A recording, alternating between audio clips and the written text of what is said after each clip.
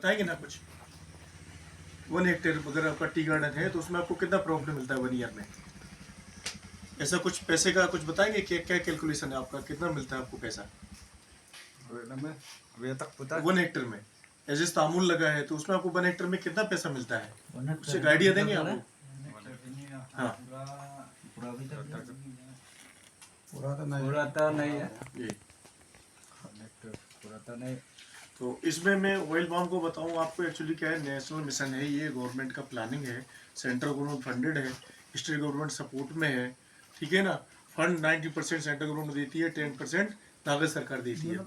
अब जो भी प्लानिंग होगी, जो नया अपना स्कीम आ रहा है उसके अकॉर्डिंग आपको जो सब्सिडी मिलती है वो आपको क्लियर कट बोली जाएगी कि आपको ये मिलता है और ये मिलेगा, है ना। ऐसा नहीं होगा कि बोलेगा कि क्या हो रहा है क्या नहीं हो रहा है और ऐसे आपको गुमराह कर दिया है, कोई आया नहीं है। तो आपको प्रॉपर वे में मेंटेनेंस का जो आपका नॉलेज है ना वो दिया जाएगा।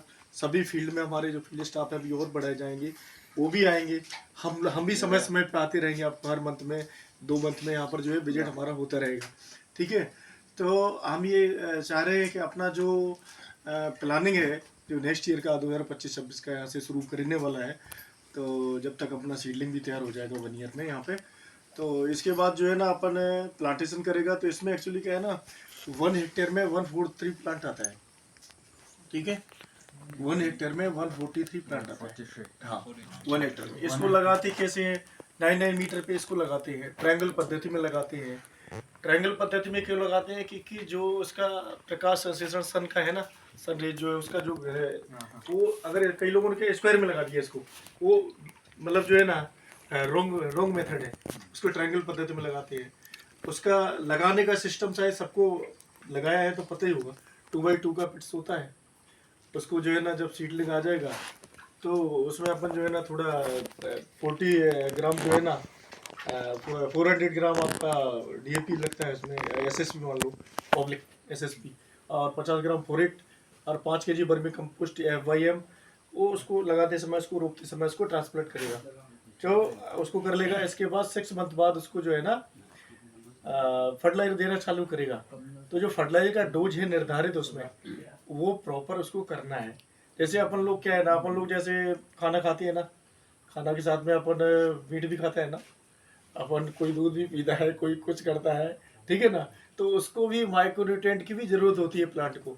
तो फर्टिलाइजर उसको एवरी एवरी ईयर जो है, जैसे मान लीजिए जो अदर्स स्टेट का डोजेज है ना, उसका अगर हाफ भी दे दिया जाए ना यहाँ पे, तो भी एफएफबी बहुत अच्छा आएगा। क्योंकि यहाँ के जो लैंड है ना वो बहुत उपजाऊ है, ठीक है ना। क्योंकि यहाँ पर कोई ने प्लाइंग नहीं किया हुआ, इसमें लैंड में प्लाइंग नहीं है, तो इसलिए यहाँ जब प्लाइंग ही नहीं है तो यहाँ तो क्या लोगों ने ट्री लगाया अभी तक, तो ज़्यादा तामुल लगा दिया या टी गार्डन कर दिया, या कोई वैसा नहीं करता है कि उसको जमीन को जोतता हो, ऐसा प्लाव करता है, ऐसा नहीं है यहाँ पे, ठीक है ना। तो इसको ट्री, इसलिए ज़मीन बहुत अच्छा है। इसलिए अगर आप एवरी ईयर जो है ना इसको फर्टिलाइजर देते हैं, एवरी ईयर 2 टाइम्स सिर्फ देते हैं ना, तो भी बहुत अच्छा आपका एफएफबी आएगा। और एवरी मंथ आता है तो उसको आपको मेंटेनेंस करना है, मेंटेनेंस की गवर्नमेंट आपको पैसा देती है। तो आपको ये मान के चलिए कि आप आधार पाक कोई करते हैं तो कोई गवर्नमेंट फैसिलिटी नहीं दे रही ना, इसमें आपको फैसिलिटी देगी, आपको मेंटेनेंस के लिए पैसा देगी। कितना ईयर तक, 4 ईयर तक देगी पैसा आपको, 4 ईयर तक आपको मेंटेनेंस का देगी। 5 ईयर से आपको प्रोडक्शन मिलना चालू होता है। दर एवरी मंथ आपका एफएफबी जो लो अभी बताएगा फील्ड में चल के कि कौन सा लूम काटना चाहिए, कौन सा बंच जो है ना फ्रेश फ्रूट बंच आता है ना, एफएफबी बोलते हैं उसको, तो उसको कौन सा काटना चाहिए, काट के आपको कलेक्शन सेंटर पे दे देना है, वहाँ आपका वेट होता है। और इसके बाद आप जो है ना आपका पैसा आना चालू हो जाता है खाते में। तो अभी आप ये मान लीजिए जो कोई भी पाक करते हो ना, तो गवर्नमेंट उसमें नहीं सपोर्ट करती है ना, लेकिन इसमें सपोर्ट कर रही है।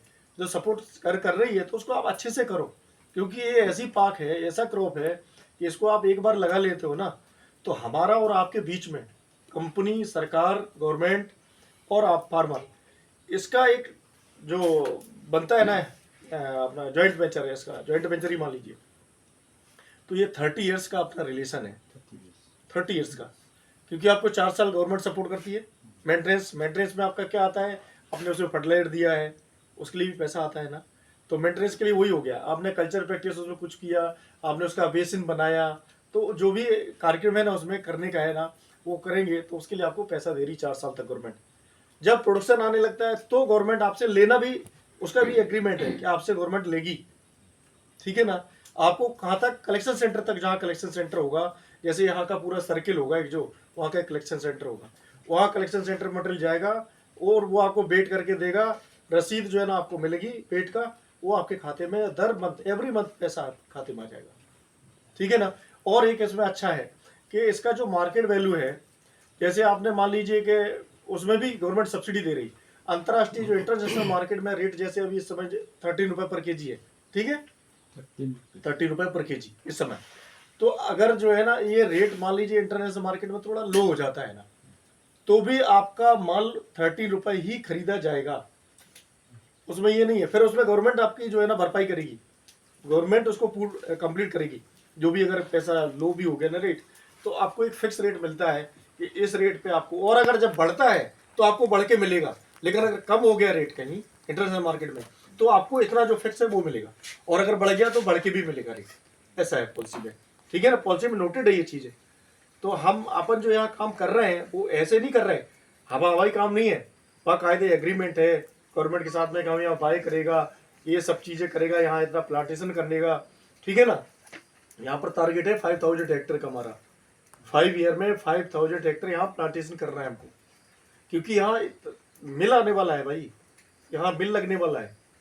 अगर यहाँ जिस दिन 2500 जिस दिन यहाँ प्लांटेशन हो जाएगा ना, क्योंकि पहले का जो प्लांटेशन था उसमें हमें लगता है मुश्किल से बचा होगा 10,000 जो अच्छा है 20,000, या ये मान लीजिए आप 50% सेव है जो पहले लगा था ना 100 हेक्टर, उसमें अभी कितना होगा संबंध, टोटल प्लांटेशन कितना था पहले तो 20,000 जैसा था ना, हाँ। हम वेरिफिकेशन जाने के बाद तो 16,000 था ना, तो जी। वहाँ से भी और कट डाउन हो जाएगा था, जो हिली स्लोप एरिया में है, तो 10,000 ऐसा ही होगा जो ओके। कलेक्टिव प्लांटिंग में। Okay okay okay.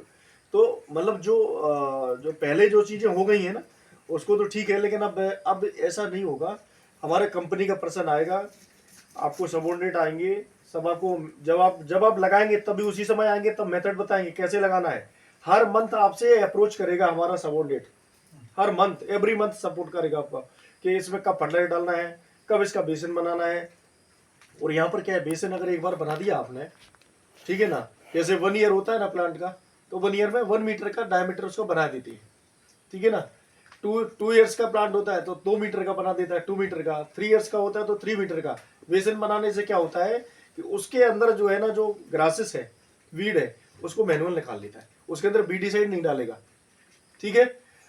इसके बाद उसमें अपन जो है ना, जो फर्टिलाइजर डालेगा तो उसको वो प्लांट उसको लेगा, खाएगा प्लांट। और अगर बीड नहीं निकाला, आपने ऐसे ही डाल दिया फर्टिलाइजर, तो फिर वो क्या खाएगा, वो तो बीड ही खा जाएगा ना। तो इसलिए उसको मैनुअल सफाई करता है।